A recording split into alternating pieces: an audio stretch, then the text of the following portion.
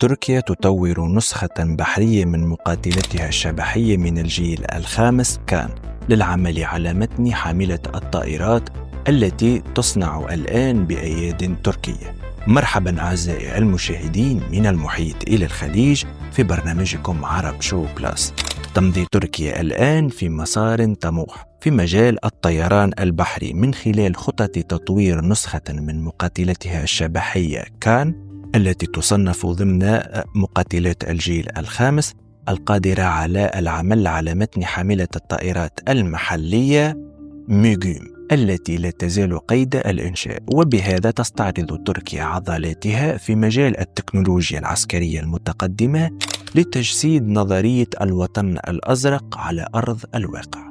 وبناء عليه، ما هي أهم الخصائص التكنولوجية للمقاتلة التركية الشبحية كان التي يقولون أنها منافسة لطائرة F-35؟ ولماذا تقوم تركيا بتطوير نسخة بحرية من مقاتلتها الشبحية؟ ولماذا يعتبر بدء تصنيع حاملة الطائرات التركية هو البداية الحقيقية لتجسيد النظرية التركية المسماة بالوطن الأزرق؟ كل هذا وأكثر سوف أشرحه لكم بعد هذا الفاصل. أنا حمد القروي، برنامجكم عرب شو بلاس.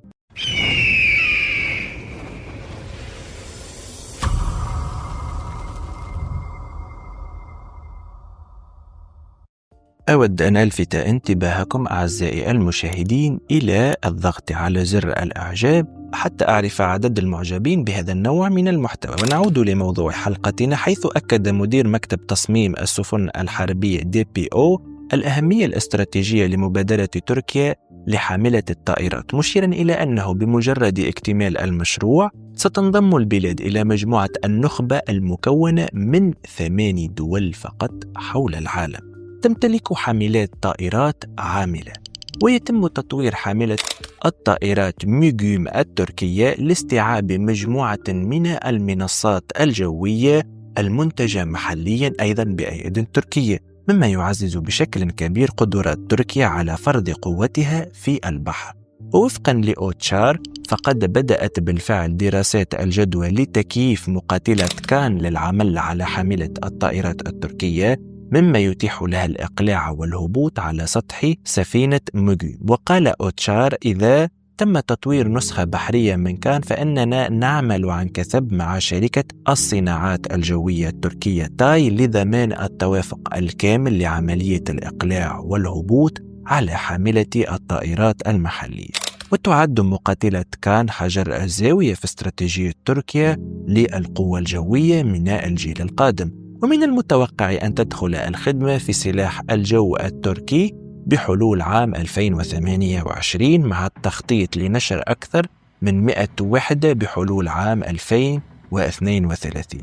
ويقود هذا البرنامج شركة الصناعات الجوية التركية تاي، وهي المقاول الرئيسي في مجال الطيران والدفاع في تركيا. وأكد أوتشار أيضا أنه بالإضافة إلى النسخة البحرية من مقاتلة كان، ستكون حاملة الطائرات التركية ميغوم قادرة على تشغيل مجموعة متنوعة من المنصات الجوية المأهولة وغير المأهولة، بما في ذلك الطائرات القتالية غير المأهولة مثل كازال إلما التي تحدثنا عنها في الحلقة الفارطة، وبيرقدار توبي 3 من شركة بايكار، والمقاتلة الخفيفة حورجيت من شركة تاي التركية، والطائرة القتالية الشبحية غير المأهولة أنكا 3 أو العنقاء 3. وأضاف: ستكون طائراتنا المنتجة محليا بما في ذلك كازال إلما وبيرقدار توبي 3 وبيرقدار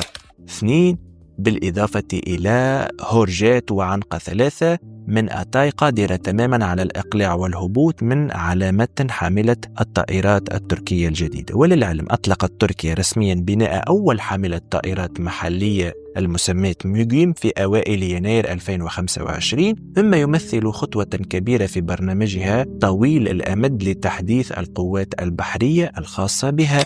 وأقيمت مراسيم قطع الفولاذ في حوض بناء السفن في إسطنبول، مما يعكس التزام البلاد بتطوير قوتها البحرية التي ستكون مستقلة ومبنية بجهود محلية. وبمجرد اكتمال ستكون ميغيوم أكبر سفينة حربية في تاريخ تركيا، حيث ستبلغ إزاحتها الكاملة 60,000 طن، أي أكثر من ضعف حجم السفينة TCG أنادولو التي تعد حاليا أكبر سفينة بحرية في البلاد بوزن يصل إلى 28,000 طن وبطول 230 متر. وعلى عكس السفينة TCG أنادولو التي تم تصميمها خصيصا كحاملة طائرات مسيرات، ستعمل ميغيوم كحاملة طائرات متكاملة قادرة على نشر الطائرات القتالية المأهولة وغير المأهولة. وفي فبراير 2023 صرح مكتب مشروع التصاميم البحري DPO أن بناء الحاملة سيتم بالكامل بواسطة مهندسين أتراك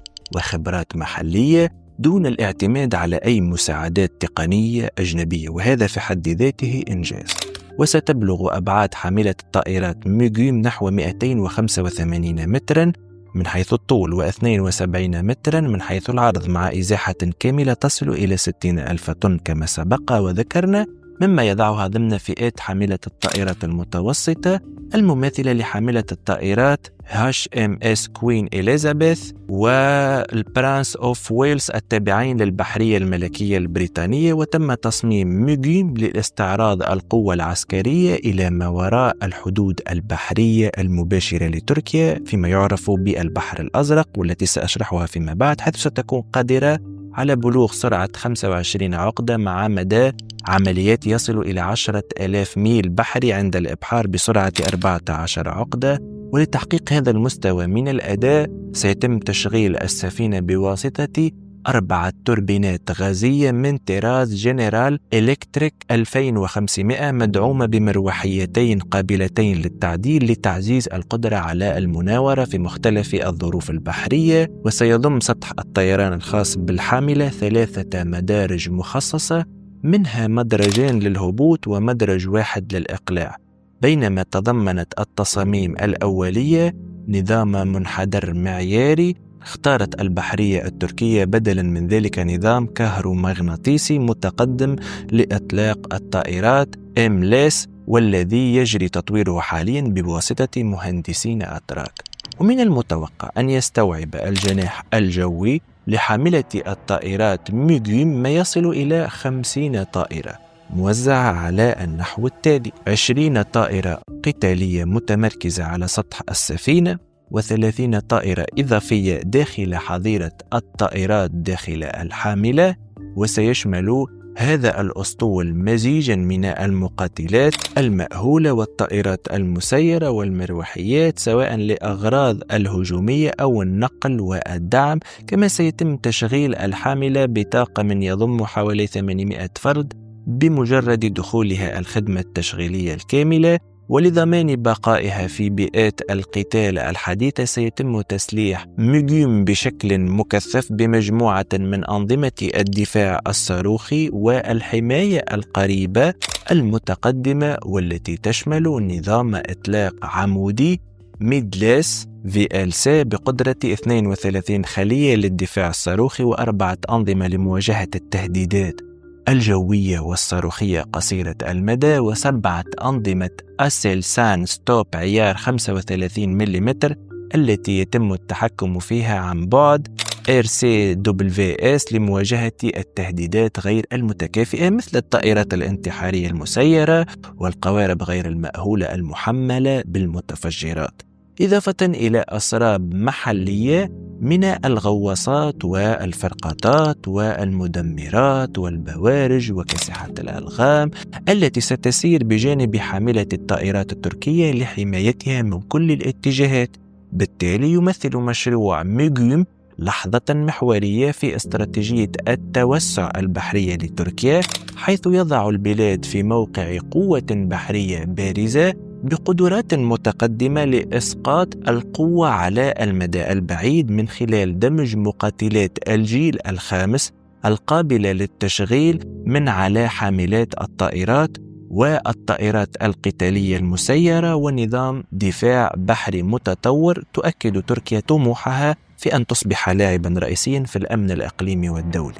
ومع بدء أعمال البناء والتقدم في خطط تطوير النسخة البحرية من مقاتلة كان، يتوقع أن تكون ميغوم عامل تغير جذري في صناعة الدفاع التركية، مما يعزز مكانتها كقوة عسكرية صاعدة على الساحة العالمية، خاصة وأن المقاتلة التركية من الجيل الخامس كان هي مشروع طموح من شركة الصناعات الجوية والفضائية التركية تاي، حيث تهدف هذه المقاتلة إلى تزويد تركيا بمقاتلات شبحية متطورة تنافسية تنافس نظرائها من الجيل الخامس مثل F-35 الأمريكية وسو 57 الروسية، لتكون بذلك تركيا الدولة الإسلامية الوحيدة التي تمكنت من تصنيع مقاتلات الجيل الخامس بجهود محلية، وهي أحد 8 دول في العالم التي نجحت في إنتاج مقاتلاتها من الجيل الخامس بجهود محلية.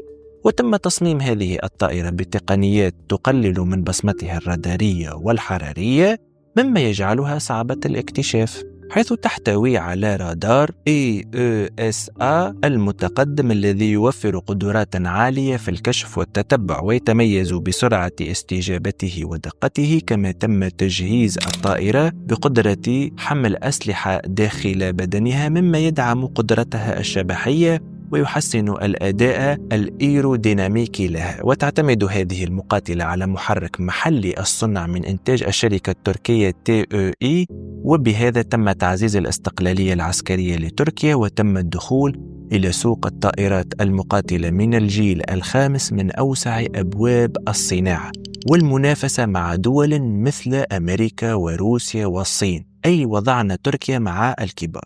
كما لا ننسى أنها توفر بديلا محليا للطائرات الغربية مثل طائرات F-35، ويمكن من خلالها دعم عدة جيوش تركية في آسيا الوسطى أو حتى عربية مثل السعودية. فلقد أعلنت وكالة بلومبرغ أن هنالك أخبار عن صفقة قريبة مع السعودية تبلغ أكثر من 50 طائرة لدعم سلاح الجو السعودي. كما تعزز التعاون الاستراتيجي بين تركيا وباكستان في قطاع الدفاع، مع إعلان تأسيس مصنع مشترك لإنتاج طائرات كان الشبحية، وهذه نقطة استراتيجية أخرى.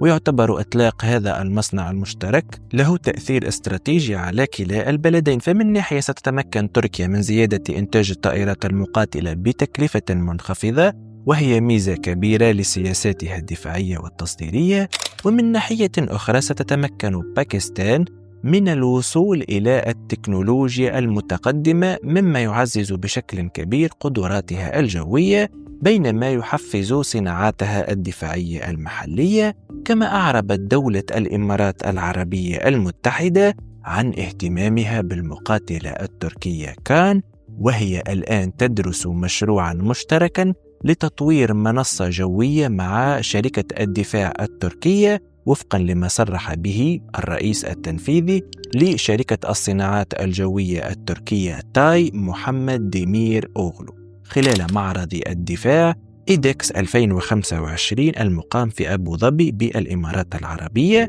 ومن المتوقع أن يكون النموذج الثاني من كان جاهزا بحلول أواخر عام 2025، على أن يكون النموذج الثالث جاهزا في أوائل عام 2026، بينما من المقرر بدء عمليات الإنتاج التسلسلي الأولية في عام 2028. وكل هذا التقدم التكنولوجي العسكري التركي يراه العديد من المحللين يصب في فلسفة تركيا التي يسميها الأتراك مافي فاتان، أي الوطن الأزرق، نسبة إلى زرقة مياه البحر ولتمييزها عن الوطن الترابي الذي تتشكل منه الجمهورية التركية، حيث تسعى تركيا عبر خطة الوطن الأزرق للتوسع في المياه البحرية المحيطة بها، التي يقصد بها المنطقة الاقتصادية الخالصة والجرف القاري والمياه الإقليمية المحيطة بتركيا، التي تتيح حرية استخدام جميع الموارد البحرية الموجودة فيها. وتعادل مساحة الوطن الأزرق تقريبا نصف المساحة البرية لتركيا، أي تقريبا نصف مليون كيلومتر. وتنص نظرية الوطن الأزرق حسب الأدميرال التركي المتقاعد جيمي جوردينيز الذي ابتكر النظرية على بسط السيادة التركية على مساحات شاسعة من شرق البحر المتوسط وبحر إيجا والبحر الأسود. وهذه النظرية لا تزال مسيطرة على العقيدة البحرية التركية، ويرى جوردينيز أن البحرية التركية هي الأولى في شرق المتوسط، لذلك على تركيا أن تكون أكثر طموحا، لأن البحر المتوسط لا يشكل سوى 1% من المحيطات والبحار في العالم. لذلك حسب هذه الفلسفة يجب أن تذهب تركيا أبعد من هذه النسبة، وينبغي أن يكون لتركيا حضور في البحر الأحمر وبحر العرب والمحيط الأطلسي كرمز للنفوذ المتزايد. وما بناء حاملة الطائرات التركية الأخيرة دليل على رغبة في جعل هذه النظرية أمرا واقع في السنوات القادمة. أرجو أن أكون قد وفقت في نقل المعلومة، وفي النهاية أريد أن أطرح عليكم سؤال هذه الحلقة: فهل تعتقدون أن تركيا قادرة على تنفيذ فلسفة الوطن الأزرق على أرض الواقع، أم أنها فقط مجرد فلسفة ولن تكون تركيا قادرة لا على المدى القريب أو المتوسط أو حتى البعيد من تطبيقها في أرض الواقع؟ أرجو أن أكون قد وفقت في نقل المعلومة. إذا أعجبتكم هذه الحلقة فضغطوا على زر الإعجاب وشاركوا حلقاتنا مع أصدقائكم، فهذا يدعمنا. كان معكم حمدي القروي، برنامجكم عرب شو. أراكم في الحلقة القادمة إن شاء الله.